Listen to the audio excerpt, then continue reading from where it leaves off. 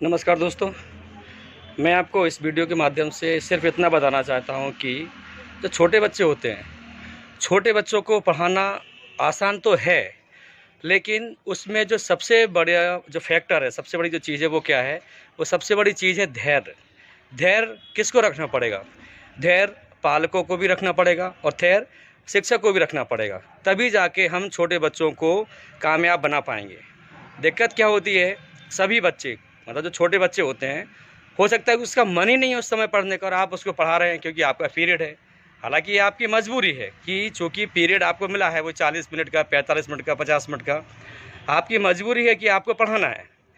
लेकिन हो सकता है उस समय बच्चे का जो दिमाग है और उसके कई रीज़न हो सकते हैं। हो सकता है कि बच्चा वास्तव में रात को सही ढंग से सो ही नहीं पाया हो सकता है कि घर में कोई प्रोग्राम हो, उसका कोई गाना ही उसके मन में चल रहा हो, या फिर घर में आस पड़ोस में कोई लड़ाई वगैरह हो गई हो। भला ही पालकों ने सोचा हो यार कि हमारा इस लड़ाई से कोई लेना देना नहीं, और हो सकता है कि उस लड़ाई की वजह से उस बच्चे के मन पर ऐसा प्रभाव पड़ा हो कि बच्चे का मन पढ़ाई में लग ही नहीं रहा हो।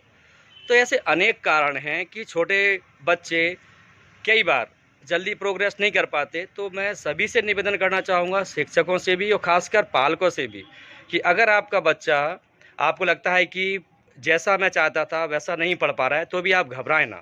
अपने बच्चे पर भरोसा रखें, आप अपने शिक्षकों पर भी भरोसा रखें और वो कामयाब ज़रूर होंगे। क्योंकि जो बच्चा है, बच्चा सिर्फ़ और सिर्फ़ आपकी मर्ज़ी से नहीं पढ़ेगा, वो अपनी मर्ज़ी का मालिक है। जैसे हमने सुना भी है कि भाई बाल हट, राज हट और त्रिया हट। तो जो बाल हट है, बाल हट भी अपने आप में बहुत बड़ी हट है। और यही जो धैर्य वाली बात है, धैर्य के कारण ही, और जो प्राइमरी एजुकेशन है वो बहुत ज़्यादा इम्पोर्टेंट होने के कारण ही जो विकसित देश हैं उन्होंने अपने प्राइमरी टीचर्स की सैलरी और सभी टीचर से, प्रोफेसर से अधिक रखी है। एक बार मुझे ये भी सुनने में आया था कि जो जर्मनी के चांसलर हैं, उनके पास सभी ने ये एप्लीकेशन दी, रिक्वेस्ट की और यहाँ तक कि आंदोलन भी किया कि हमारी सैलरी प्राइमरी शिक्षक और शिक्षकों से ज़्यादा कर दी जाए। लेकिन उन्होंने ऐसा करने से साफ-साफ मना कर दिया। उनका साफ-साफ कहना था कि शिक्षक आपको बनाते हैं, चाहे आप डॉक्टर हों, चाहे इंजीनियर हों, चाहे ऑफिसर्स हों या नेता हों, कुछ भी हों। आपको शिक्षक ने बनाया है, शिक्षक को आपने नहीं बनाया है। इसलिए शिक्षकों का वेतन हमेशा आपसे ज़्यादा रहेगा और इस मामले में मैं ऐसे विचार रखने वालों को सत-सत नमन करता हूँ। तो छोटे बच्चों को बड़े प्रेम से पढ़ाएँ, धैर्य से पढ़ाएँ और धैर्य से ही वो सीखेंगे। एक बार मैंने अपने प्रिंसिपल से पूछा 2013 में, इंदौर का बहुत फेमस इंटरनेशनल स्कूल है एक, कि मैम मैं स्कूल चेंज करना चाहता हूँ क्योंकि वहाँ पर मेरी सैलरी के साथ-साथ मेरी रैंक भी बड़ी है। आप मुझे कुछ कहना चाहेंगे? तब उन्होंने मुझसे एक बहुत अच्छी बात बोली थी कि हम एक मीटिंग में गए थे सीबीएसई की, उसमें एक डायरेक्टर ने ऐसा क्वेश्चन उठाया कि बताएँ अच्छे लोग एजुकेशन में क्यों नहीं आना चाहते, टीचिंग लाइन में क्यों नहीं आना चाहते? तो इसका जवाब मिला था कि सबसे पहली बात तो क्या है, एजुकेशन की फील्ड में पैसा कम है। ख़ासकर अगर हम सरकारी महकमा देखें तो वहाँ पर तुलनात्मक रूप से पैसा कम है, जबकि प्राइवेट कोचिंग्स हैं जैसे दिल्ली वगैरह में, वहाँ पर पैकेज करोड़ों में है।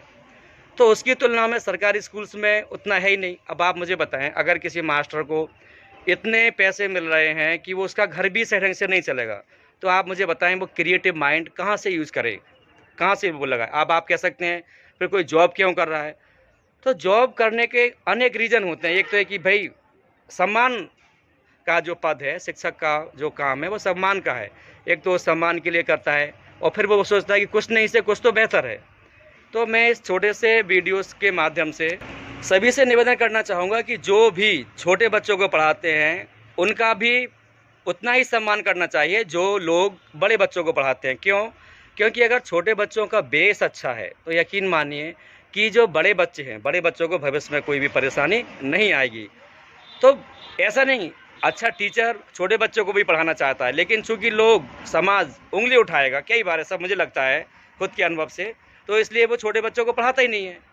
तो जबकि सबसे ज़्यादा इम्पोर्टेंट प्राइमरी एजुकेशन ही है।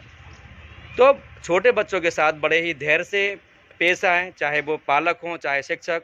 बिल्कुल ना घबराएँ, आपके बच्चे कामयाब ज़रूर होंगे। जैसे आज ही मैंने एक बच्चे से बोला कि भाई अगर आपको लगता है कि हम बहुत होशियार थे या आपके पालक, तो ऐसा कुछ नहीं है। सभी इस दुनिया में आए हैं, जब हम दुनिया में आए थे हमें कुछ नहीं आता था, सब कुछ हमने ज्ञान यहीं से हासिल किया, तो आप भी हासिल करेंगे। तब उसे बड़ा अच्छा लगा, उसके अंदर कॉन्फिडेंस जगा। बोले ये तो हमें पता ही नहीं था कि हमारे पापा भी होशियार नहीं थे। तो मैंने कहा भाई होशियार का मतलब मेरा ये है कि जब वो भी बच्चे थे, वो भी छोटे थे, तो वो भी ऐसे ही सीख रहे थे धीरे धीरे करके। तो आप बच्चों को अपने कॉन्फिडेंस में लें, उनके साथ जब मस्ती का समय हो मस्ती से भी पेश आएँ, फिर उन्हें पढ़ाएँ। जैसे अभी मैं एक छोटे से बच्चे का वीडियो शेयर करूंगा जिसको मैं सिखा रहा था। सुबह मैंने बहुत कोशिश की उसे अल्फ़ाबेट पढ़ाने की, नहीं सिखा पाया।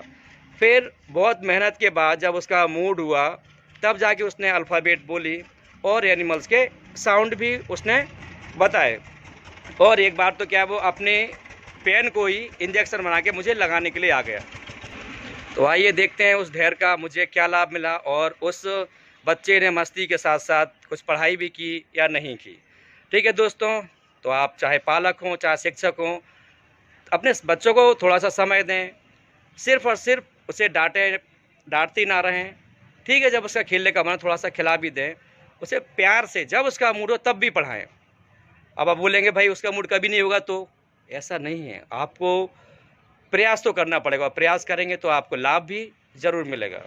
ठीक है दोस्तों, अगर आपको मेरा ये कोशिश, मेरा ये प्रयास पसंद आए तो वीडियो के बाद आप इसको लाइक करें, कुछ कमी लगे तो कमेंट करें, और पसंद आए तो शेयर करें, और इसको सब्सक्राइब भी कर लें ताकि मैं और अच्छे अच्छे वीडियोज़ बना के आपको भेज सकूं।